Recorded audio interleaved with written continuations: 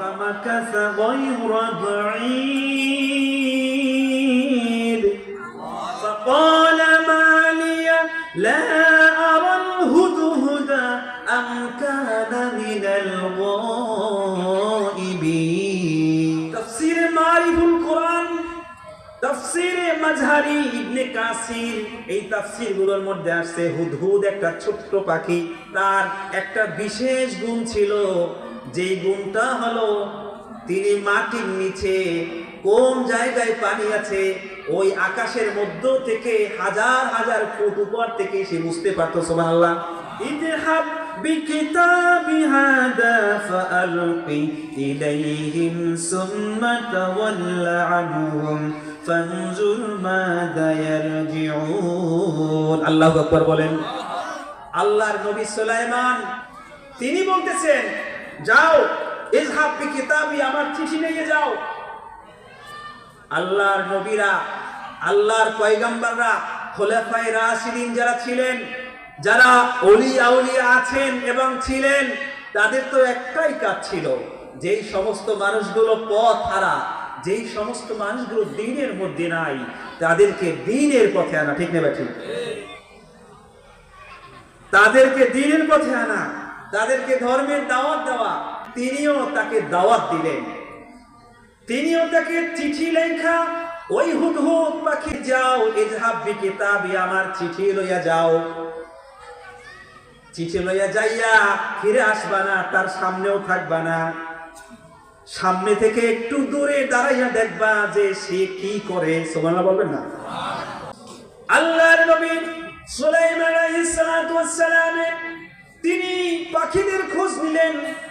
খোঁজ নিয়ে দেখলেন যে একটা পাখি সেখান থেকে উদাও, একটা পাখি দেখতেছে না, পাখি একটা নাই, এক জাতের একটা পাখি নাই। এবার সুলাইমান তার মাথার মধ্যে চক্কর মারল, তিনি এবার বললেন, ফাকালা মা লিয়া লা আরাল হুদহুদা আম কানা মিনাল গায়িবিন।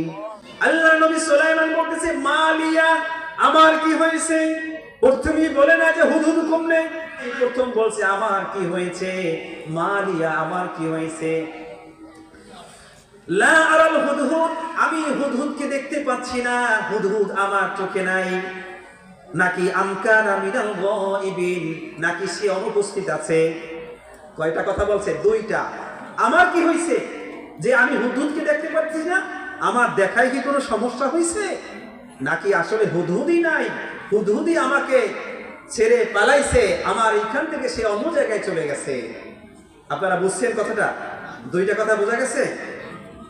এবার দেখেন, তিনি এবার শাস্তির ঘোষণা দিচ্ছেন, লা উযিবান্নাহু আযাবান শাদীদান আও লা আযবাহান্নাহু আও লা ইয়াতিয়ান্নি বিসুলতানিন মুবিন। আল্লাহু আকবার বলেন। এবার আল্লাহ নবী সুলাইমান শাস্তির ঘোষণা দিচ্ছেন। শাস্তির ঘোষণা কি? আমি তাকে কঠিন শাস্তি দেব। লা উযিবান্নাহু আযাবান শাদীদা, আমি তাকে কঠোর শাস্তি দেব। আও লা আযবাহান্নাহু, অথবা আমি তাকে জবাই করে দেব। আও লা ইয়াতিয়ান্নি বিসুলতানিন মুবিন, হ্যাঁ, তবে যদি সে উপযুক্ত কোনো প্রমাণ আমার সম্মুখে আনতে পারে তাহলে সে মাফ পাবে। সুবহানাল্লাহ বলেন। এবার হুদহুদ প্রাণী আল্লাহর নবীর সম্মুখে ভীত সন্ত্রস্ত হয়ে আসলেন, ভীত সন্ত্রস্ত হয়ে আসলেন। আসার পরে আল্লাহর নবী হুদহুদ প্রাণীর কল্লা ধরে টান দিলেন। এবার আল্লাহর পক্ষ থেকে আসলো যে সুলাইমান, তাকে ছেড়ে দাও। সুবহানাল্লাহ বলেন। তাকে ছেড়ে দাও, কারণ আছে, তারে ছাইড়া দাও। এবার হুদহুদকে বলা হলো, তুমি কেন উপস্থিত ছিলা? সে এবার বলতেছে, ফামাকাসা গায়রা বাঈদ, ফামাকাসা গায়রা বাঈদ।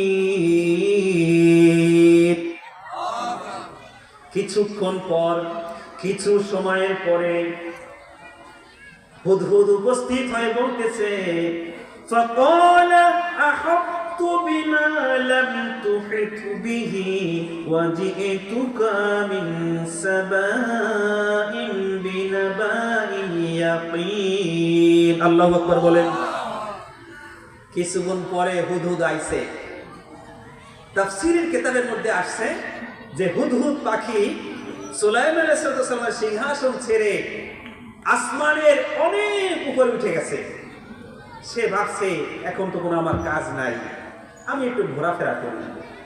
বুঝতে পারছেন যে এত পাখির মধ্যে আল্লাহ নবী সুলাইমান, সে কি আমাকে দেখবে বা খুঁজবে?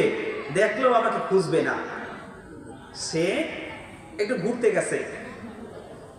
এখন হুদহুদ পাখির প্রাণীর বর্ণনা আপনাদের দেওয়া হয় নাই।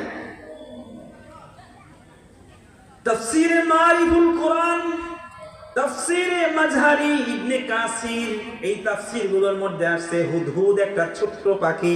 কি পাখি? ছোট্ট পাখি। তার একটা বিশেষ গুণ ছিল, যেই গুণটা হলো তিনি মাটির নিচে কোন জায়গায় পানি আছে ওই আকাশের মধ্য থেকে হাজার হাজার ফুট উপর থেকে সে বুঝতে পারতো। সুবহানাল্লাহ। উপর থেকেই সে বুঝতে পারতো যে মাটির এইখানে পানি আছে। এই জন্য পানির যখন প্রয়োজন হতো ওই হুদহুদ পাখি পানির সন্ধান দিত। সুবহানাল্লাহ বলেন। পানির সন্ধান দিত হুদহুদ পাখি। ওই পাখি আসমানের উপরে ওঠার পরে এখন তার চিন্তা হলো, হায় হায় আমি কি করলাম, আমাকে তো বাদশাহ সুলাইমান আল্লাহর নবী আমাকে তালাশ করবে। এর মধ্য থেকে একটা প্রাণী আর একটা পাখি হুদহুদ পাখি সে আবার ওই ইয়ামেন প্রদেশের সাবা থেকে আবার আইসা বলো। সুবহানাল্লাহ বলেন। কোথা থেকে আইসে? ইয়ামেনের সাবা থেকে আরেকটা হুদহুদ পাখি আইসে। এখন দুইজন এক জায়গাতে ভাই। কি বলেন? দুইজন এক জায়গাতে ভাই না? এখন তারা কথা বলতেছে, ভাই আজকে তো বিশাল ভুল করে ফেলাইছি, কেমন অবস্থা হইবে আরে, আমার তো শেষ, আমাকে মারি ফেলাই দিবে আজকে। কি হয়েছে তোমার? বলতেছে, আমি তো না বললে আল্লাহ নবী সুলাইমান সাল্লামের কাছে আমি তো আইয়ে বসছি। বলতেছে একটু শান্ত হও। ওই যে ইয়ামেন থেকে যে আইছে ওই পাখি বলতেছে একটু শান্ত হও, তোমাকে একটা খবর দিচ্ছি, এই খবর নিয়ে যদি আল্লাহ নবীর কাছে তুমি পৌঁছাইয়া দাও তাহলে আল্লাহ নবী তোমাকে মারবেই না, তোমার প্রতি আরো খুশি হবে। সুবহানাল্লাহ বলেন। সেই খবরটা আপনারা শুনবেন, খবরটা শুনবেন। সেই খবর হলো, সে বলতেছে فقال أحطت بما لم تحط به وجئتك من سبأ بنبأ يقين। আমি আপনার জন্য এমন সংবাদ নিয়ে হাজির হয়েছি যেই সংবাদ আপনার কাছে জানা নাই। সুবহানাল্লাহ বলেন। আমি আপনার জন্য এমন জায়গার খবর নিয়ে আইছি যেই খবর শুনলে আপনি আশ্চর্য হয়ে যাবেন, যেই খবর সম্পর্কে ইতিপূর্বে আপনি জানেন নাই। সুবহানাল্লাহ। এবার বলতেছে, আমি সাবার একজন নারীর স্পষ্ট খবর নিয়ে আইছি। সাবার নারীর সম্পর্কে আমি খবর নিয়ে আইছি। এবার বলতেছে, ইন্নী ওয়াজাদতু মুরআতান তামলিকুহুম ওয়া উতিয়াত মিন কুল্লি শাইইন ওয়া লাহা আরশুন আযীম। আল্লাহু আকবার বলেন।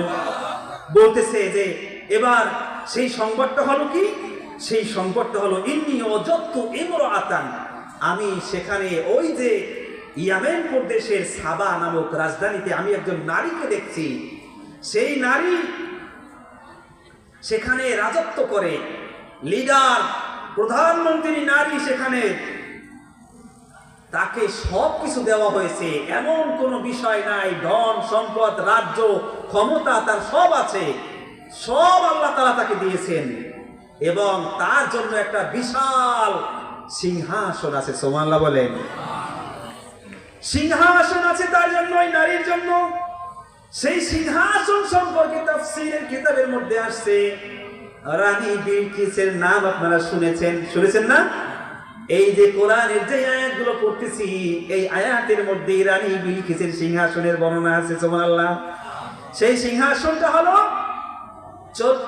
40 হাত, 40 হাত লম্বা। সুবহানাল্লাহ বলেন।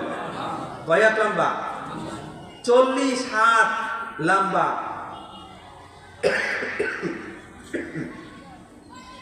প্রস্থ হলো 30 হাত। প্রস্থ হলো কয় হাত?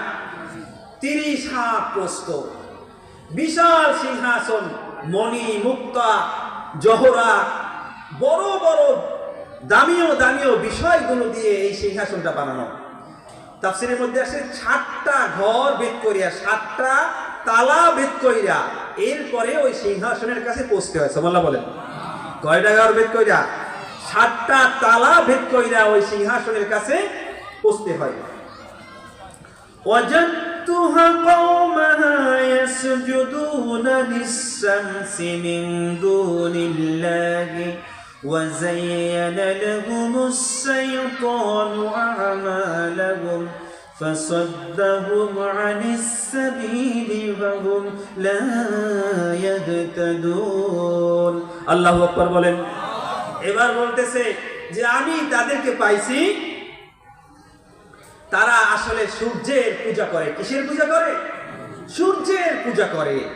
তারা আল্লাহর একাশ্বরবাদী আল্লাহর ইবাদত করে না, তারা সূর্যের পূজা করে।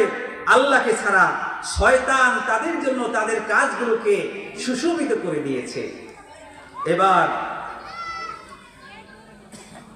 আল্লাহ নবী সুলাইমান আলাইহিস সালাতু ওয়াস সালাম তিনি এবারে হুদহুদের কথাকে তিনি বিশ্বাস করলেন। কি করলেন?